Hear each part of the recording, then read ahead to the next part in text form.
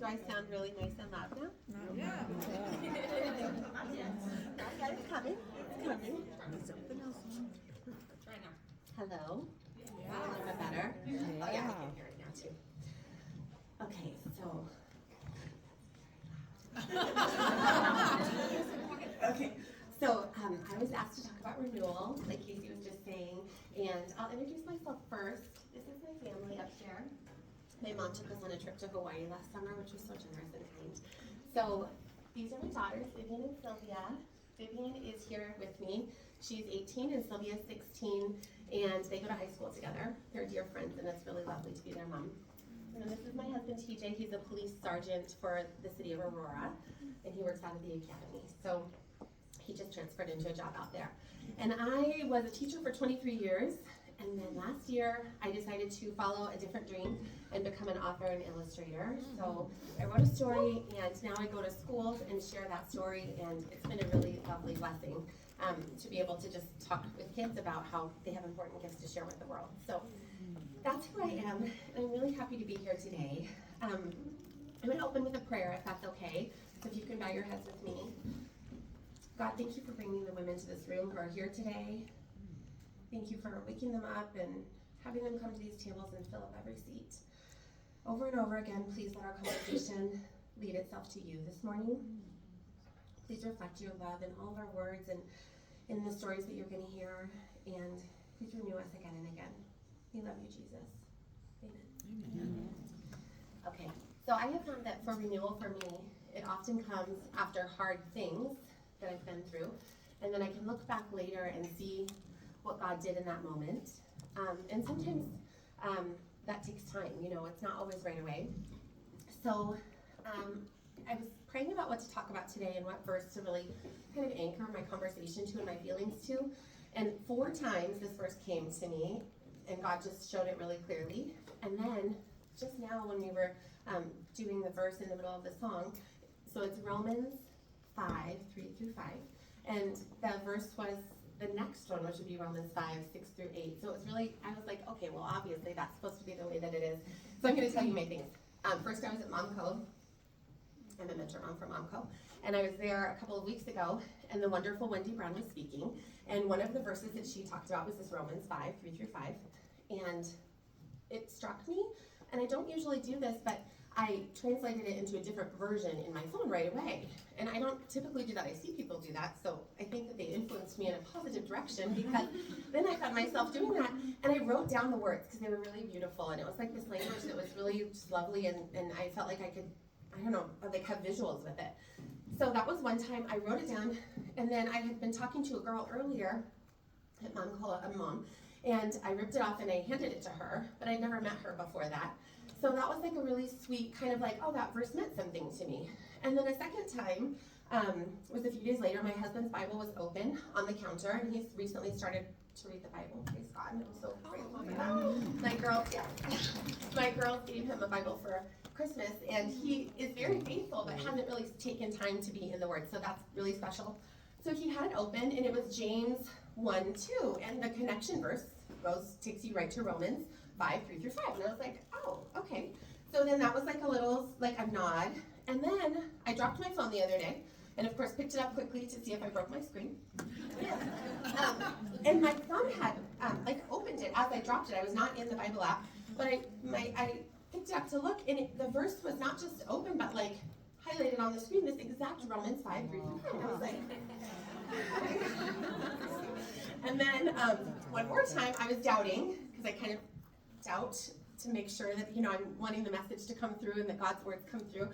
So I was thinking, I don't know. This seems like it's just been pretty easy to know. Well, I was doing this wallpaper project in my kitchen. It's a really long job. And we've been painting and wallpapering, and I was using this wallpaper paste for days by this point. Vivian's been helping me. She can attest. It's a very long job. So I was using this paste for days by this point, and didn't notice this. But I looked down at it as I'm having this doubt, like, I don't know. Casey said speak about renewal. I don't know if that's the right verse to talk about. And the name of the paste is Roman. And then it says literally on it, and I have a picture, and I meant to put it in the slideshow, and I didn't get it over here in time, but it says Roman is the brand name, and then it says 543 on the front in big bold letters, not in the tiny print on the back. but literally like a sign in front of me. So I was like, okay, we're on the right track. So I felt like pretty good about that. All right, I'm gonna read two versions of this. And the reason I want to do that is because it really struck me when I had the two versions that first day. So I think I just advanced to, yes. Okay, so this is the one that I really loved the language of, that I had translated that first day when this verse was given to me. So I'm going to read it out loud to you, and I'm going to kind of focus on some of the pieces that mattered to me, and then I'll pull those into my stories in a little while. As you listen to me talk today, I want you to focus, please not on me, but please focus on your own stories and what God has done in your own stories. I'm going to talk about a work story, a family story, a parenting story, a marriage story, and I really want to put some categories to it so that you could kind of like extrapolate down in your own world in those ways. So let's start with this, and you can kind of be on that track of thinking. There's more to come. We continue to shout our praise even when we're hemmed in troubles, because we know how troubles can develop passionate patience in us, and how that patience in turn forges the tempered steel of virtue. Isn't that lovely? The tempered steel of virtue. Keeping us alert for whatever God will do next. In alert expectancy such as this, we are never left feeling shortchanged. Quite the contrary.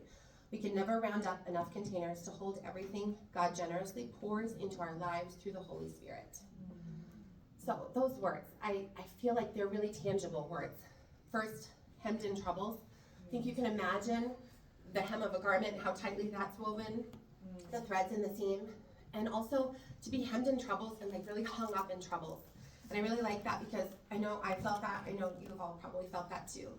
And then passionate patience. I don't typically think of those two words together. I feel like patience is usually about calmness and resting and waiting. And then passionate is more like energetic and alive, right? So to have that juxtaposition of those two words together really spoke to me in that moment. And then forges the tempered steel of virtue is lovely. So of course I delved into that a little bit more. What is the tempered steel of virtue? What does that even really mean? It said it represents a mature, resilient, enduring spiritual strength. And I thought we all want that, right? We're all leaning into that and trying to find that in our own lives, an enduring spiritual strength. So, and then it said develop like a strong metal forged through heating and quenching, enabling steadfastness and hope. So when I read this, I thought about my life and how much peace has come from the way God has used hard experiences to create in me a more mature and resilient and enduring spiritual strength. Okay, so we're going to go to the next version just so we can compare a little bit. And this is New Living Translation.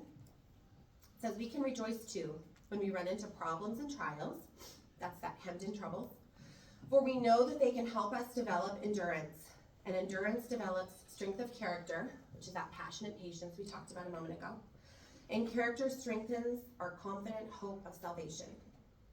And this, hope when we're alert for what God can do next, from that other version, will not lead to disappointment, for we know how dearly God loves us, because he has given us the Holy Spirit to fill our hearts with his love. Love that we could never round up enough containers for.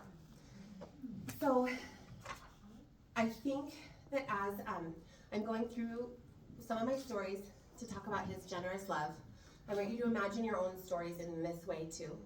And hopefully at the end we can share a little bit about what we're able to look back and see his generous love, see where he filled up more containers than we could ever imagine with his love for us. Okay, so I'm going to tell you first about work. I was a teacher for a long time, but way back at the beginning, I was a teacher and teacher's assistant for 8 years. We moved to the Denver area because TJ became a police officer, and I went through a nanny agency and got a nanny job. I wanted to still work with kids, but I wanted to be out of the classroom for a little while. So I'm going to tell you about the Packer family that I was placed with. They were a wonderful family of 6, so 4 kids. 2-year-old twin girls, a 4-year-old boy, and a 6-year-old boy. So a really young family, well-to-do enough that they could have a nanny, and the mother was a stay-at-home mom. But she wanted to be the kind of mom who could make holiday cookies with sprinkles all over the counter, and make homemade Valentines to mail out to her family, and take some to the zoo and some to football practice. You know, like switch things up and have kind of a balance. She needed like a second her, is what she said in my interview. And so that was really perfect timing for me because I was 24 at the time. And I was thinking about what would be next for TJ and my family. And so it was almost like this practice round for me. It was really lovely. So for 4 years, I was her nanny, and I got to know those kids and loved them as if they were my own, of course. And so I was pregnant at the very end of that 4 years. And she had worked really beautifully with my schedule and my husband's schedule. He was an officer, so he had like swing shift, night shift, you know, like crazy stuff early in his career. And so she kind of liked that because she would have me come work with her like on Saturday and Sunday night, or help put the kids to bed, and TJ was working, and so I would work, and she liked that kind of varied schedule. Her husband traveled a lot, and it was a really nice marriage between our, you know, what we needed in our homes. So it was time for me to have my baby. I worked all the way through my pregnancy until 2 weeks before. They gave me a little bonus before I left, and the agreement was that I would come back to work for them and bring Vivian if I needed to, because now I was part of the family and she would just be an extra. Boys were older in school at this point. The girls were going to start kindergarten, but I would be around to run them to all their events and all their activities in the evenings mostly. And then I could bring Vivian with us. She could sleep, whatever. We were going to just figure it out. And Susie was lovely and very inspiring to me. So it got to be where I had her, Vivian. I went through my maternity, and we burned through all the savings that we had. I will get to that later, how great we were at saving money. Anyway, so we burned through all the savings that we had. I picked up the phone to call to say, hey, you know, in about 10 days I'm coming back, and what does it look like to you? What kind of official hours do you need? And she was like, oh, yeah, I decided I don't need you. And I was like mortified is the right word, probably. I was so upset. I was hurt. I was embarrassed that we had no money left. We had an ARM loan on our home at that time, so there wasn't a choice to not bring in a couple of $1,000s a month. It was just so much in that moment that just fell. And I want you to imagine your own finances. I would imagine we've all been in a space like that where we're like, what are we gonna do? I don't even know what we're gonna do. So panic set in, and I was scared and mad and frustrated, and like I said, embarrassed that we weren't better prepared, and anxious about what we were gonna do. Everything felt like it was kind of, and I was hurt, you know, because like we had this bond and we had this thing that was really good, but she held all the cards. She was the employer, and it was very hard, because in that moment I realized, oh, I held her in a different space than she held me. And so that was really, like, relationship-wise, a struggle emotionally too.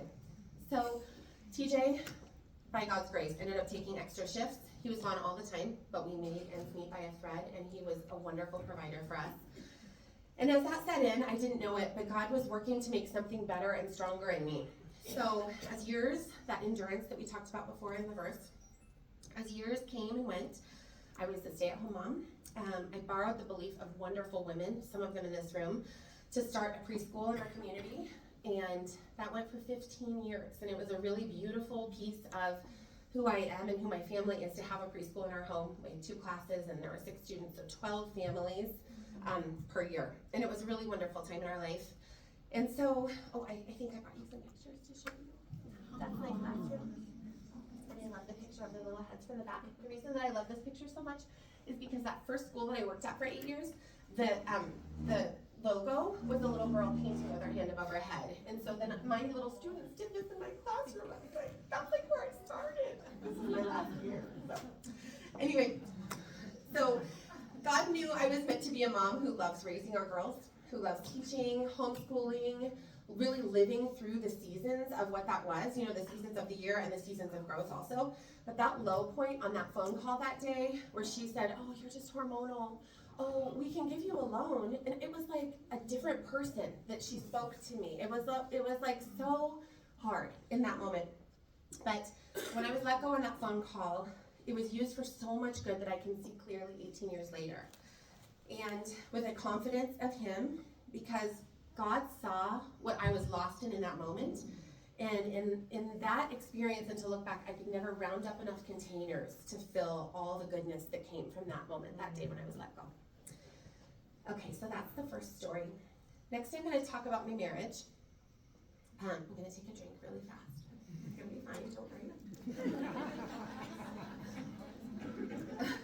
Okay, so TJ was a young officer.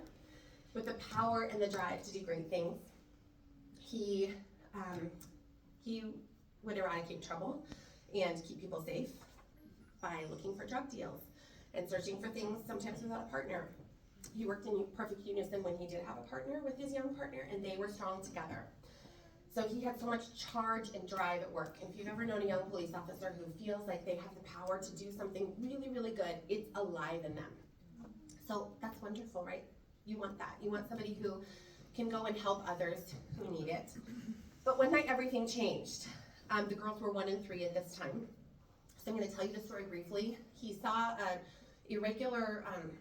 person. It was a warm day, and the person had a hoodie pulled way up over. He was driving his police car, and so he thought, well, that looks a little weird, and they didn't make eye contact with him. They were turning in front of him, so it was like a spot where he thought normally they would recognize and I would recognize, just kind of like evaluating.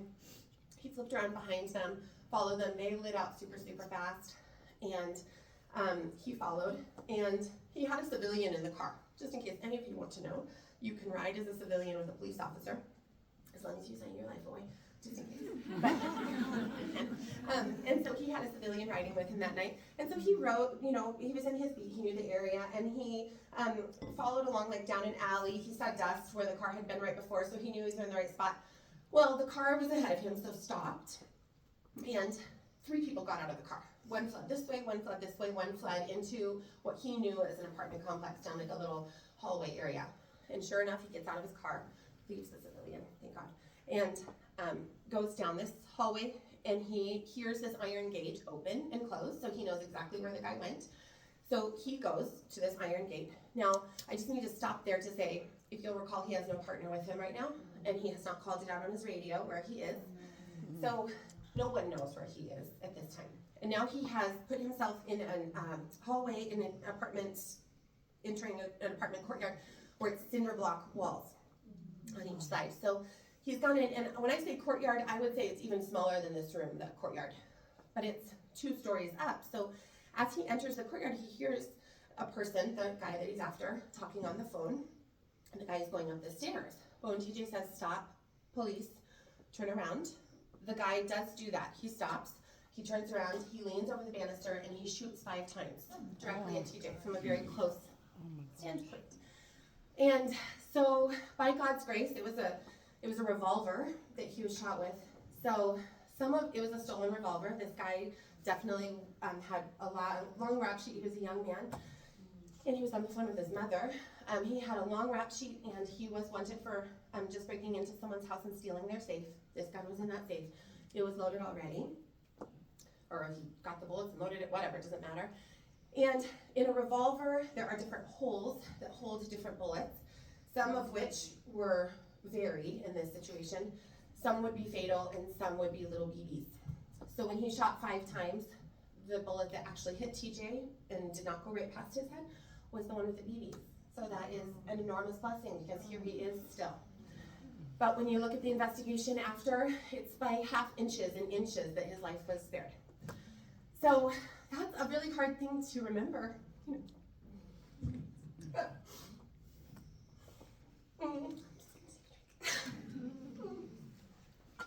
To imagine, you can imagine it changed us, right? Like, maybe not in the way that you think. That's like, oh, they grew closer in love, thank you, because she knew his life was hanging by a thread sometimes. No, I was as angry as a hornet. I was so mad.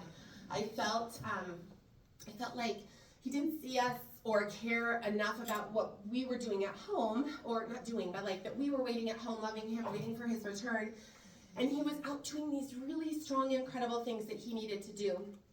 Anyway, it ended up that the woman who was on the phone was his mother, the man who shot TJ and tried to kill him that night. And his mother ended up connecting with the police department, and the police department ended up sending the SWAT team. TJ, with no radio, with no backup, retreated back to that cinder block kind of hallway. Didn't even realize he was shot. His radio didn't work in between cinder blocks, so now he's trying to call it out. It still doesn't work. This armed person has been shot in return. And so right now it's kind of like everyone's retreated, but we don't know what's happening next. TJ hears his friends coming with the sirens. They end up checking him out. He realizes at that moment he's shot. He goes to the hospital. He calls me on the phone, and that was always our agreement. He would call me if he was shot and he could still speak and not have someone from the department call. So he's like, hey. I was like, what's going on? And he goes, so I was in a thing, and I said, okay. And it's like nighttime, and he doesn't call during work. And so I was like, you were in a thing or someone else was in a thing? He said, well, it was me. And so he goes through the story and starts to tell a little bit, just briefly. They send his sergeant out to pick me up because the spouse is not supposed to drive themselves. It's a whole policy thing. I go to the hospital. He has a procedure to get what he can have taken out of his leg. He still has 2 babies in his leg now, a hole right through his little boot. It's not been repaired, as kind of a reminder. But my anger, my frustration, my resentment, my feeling of not being seen as a partner that stood beside him was so hard in that moment. So by God's loving grace and TJ's very loving heart, TJ really heard me. And we were knit together as one from that time forward. Our future rested in consideration for one another. And God used that hard time to forge that virtue that we were talking about in that Bible verse and use it for strength. So for years to come, we were what we needed to be for him, for God, to raise our children in a way that Jesus had really saved something inside of us, and we moved in that direction. And that night was 15 years ago, and now we're celebrating our 24th wedding anniversary this next year. So that endurance, that hope, and that patience was used to make us stronger, and God did that for us. Okay, finances. This I kind of alluded to before. It's not great for us when we started out. We had nothing in savings. We spent everything that we had, and it was so fun. We would go do great things, use it all out. So we sometimes, there's like that, like debit protection. I can't think of it, or overdraft protection. Yeah. Oh yeah, we were down to 0 on that too. And it was just, we had like a little bit of a skewed view of how it went. And I had friends who budgeted, and they were good with their money, but that was just not me. So it felt like that was not our lane. It was stressful and scary. We had 2 girls, and sometimes there wasn't quite enough. But then we're like, it's gonna be fine. So it wasn't like just a thing I wasn't interested in. When people talked about budgeting, I thought, I would like to do that, but it felt so limiting. Everyone was talking about Dave Ramsey. Felt like I'm not going to be able to have any fun anymore. We're never going to buy a thing in our lives. I won't even be able to eat strawberries again. So one day I was sitting at karate lessons, which we did budget for, karate lessons, and I was sitting there with Sylvia, who had made friends with a little guy who then makes you be friends with the mom. And the mom and I were sitting there talking, and her name was Leslie Miller, and I have to say her name as a shout out because she was so lovely. And one day I was going to do a triathlon, and a few people in this room maybe did that same triathlon. And I said, we have a group. Do you want to join? And she goes, I don't know. I need to talk to my husband. I don't know if it's in our budget. And I was like, $72, man. But also, okay, that's great. Talk to him and come back. So she comes back the next week, and she's like, well, I'd have to do the triathlon fee, but also I need to buy new shoes. And I feel like I would probably need a new pair of shorts. And I was like, you are down to it. Well, of course, I needed those things too, but I didn't even think about it or talk about it. I just spent the money when it needed to come. So, come here. So, she came back that second week later, and she brought me a gift. And it was called the Total Money Makeover by Dave Ramsey. And the price tag on the back said $17.99. And I was like, she spent $17.99 on me. She has a very tight budget. She can't even afford shoes.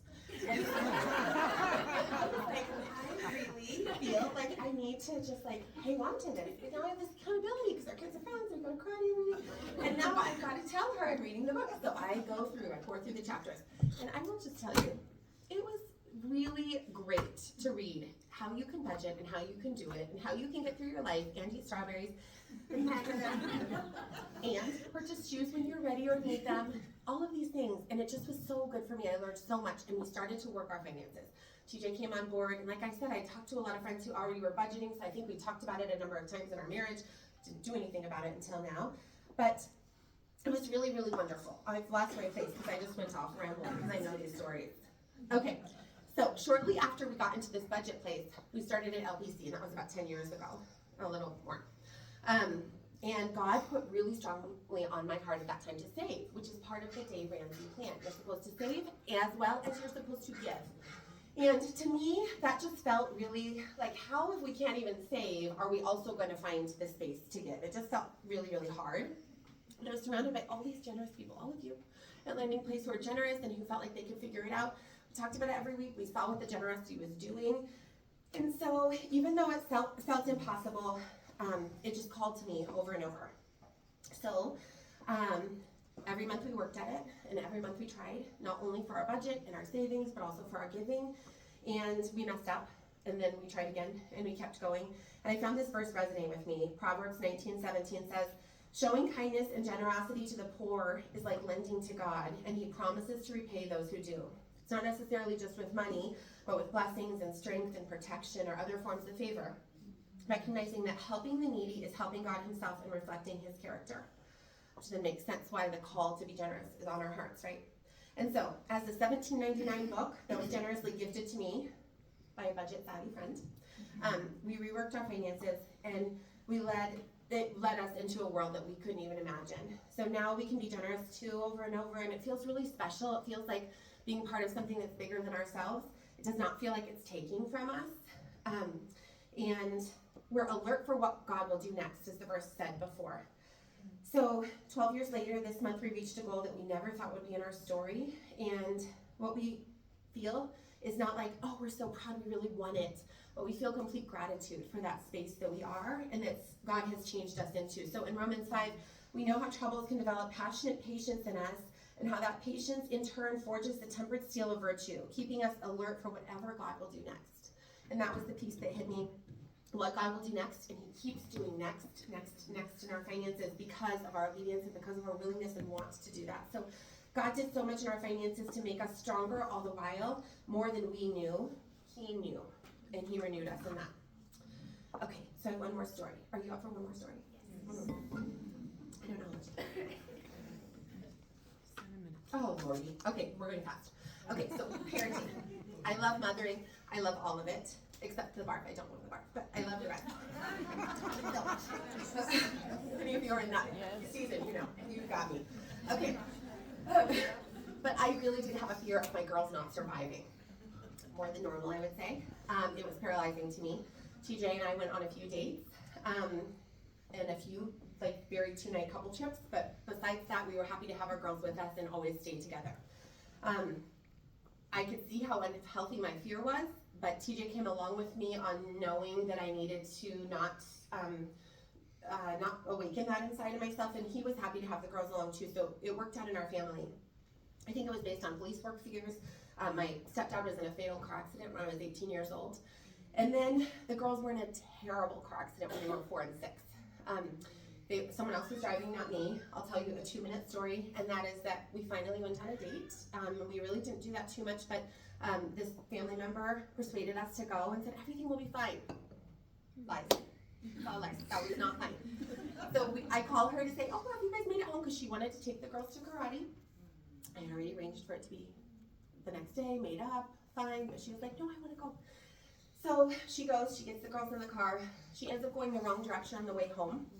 When I called to say, hey, have you guys made it? She's like, actually, I said, what's going on?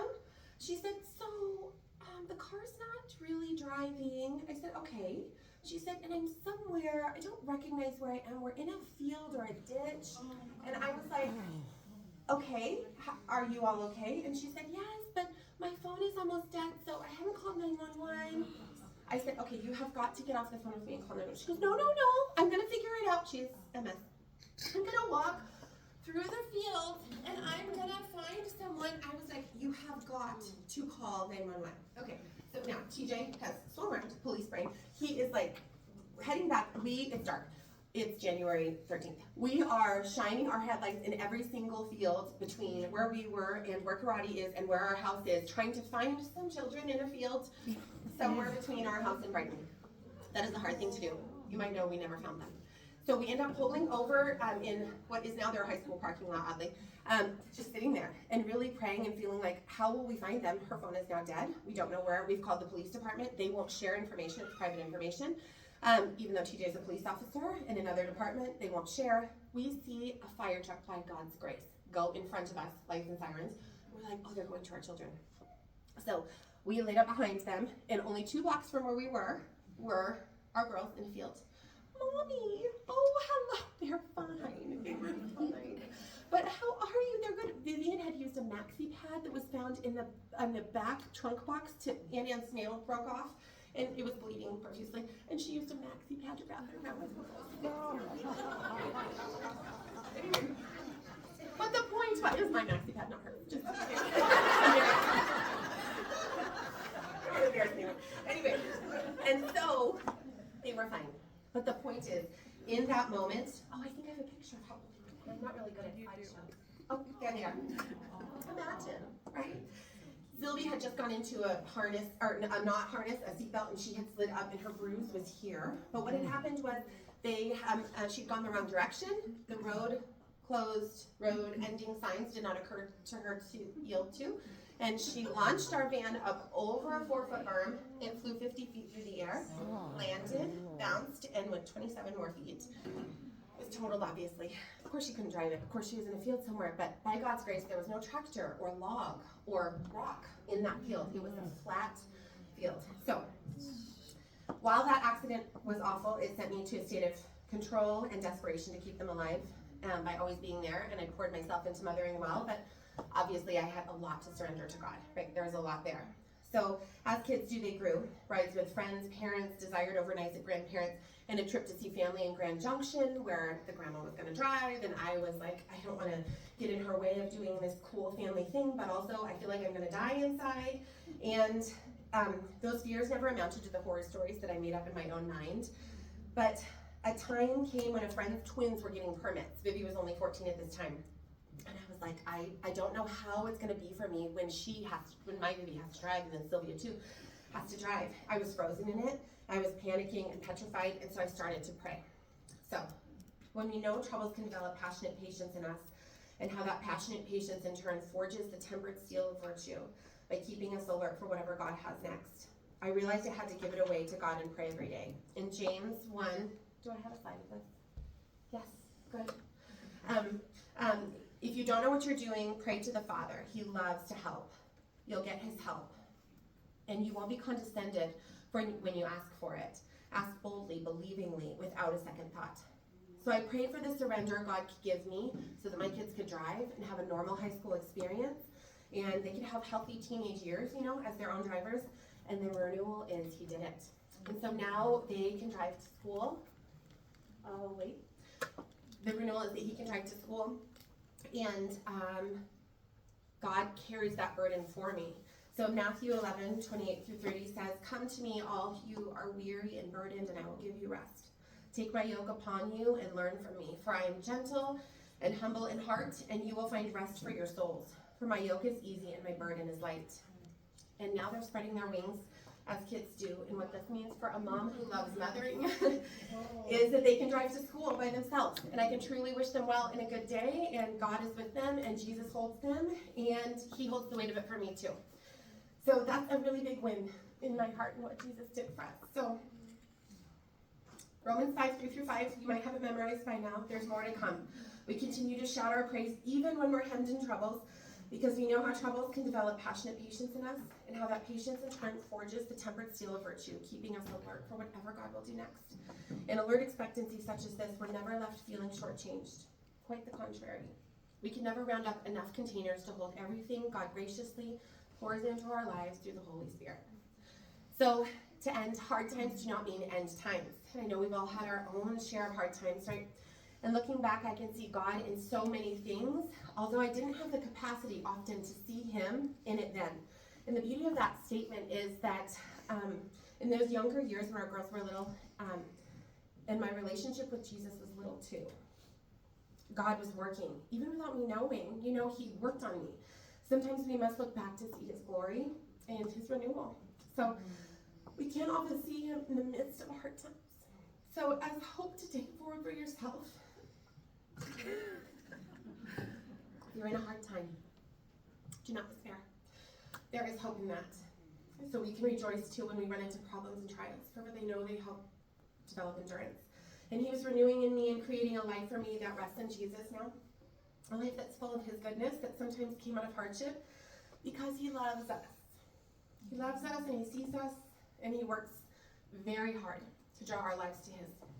So open up your hands. I'm going to give you a little blessing before we go. This is written in the wall in my bathroom at my house. It says on Psalm 23:6, for his goodness and love pursues us all the days of our lives.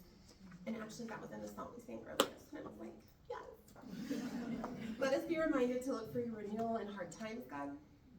And as you use these experiences for good in all of us, help us develop passionate patience, a tempered steel of virtue, and keep us alert for you. Amen.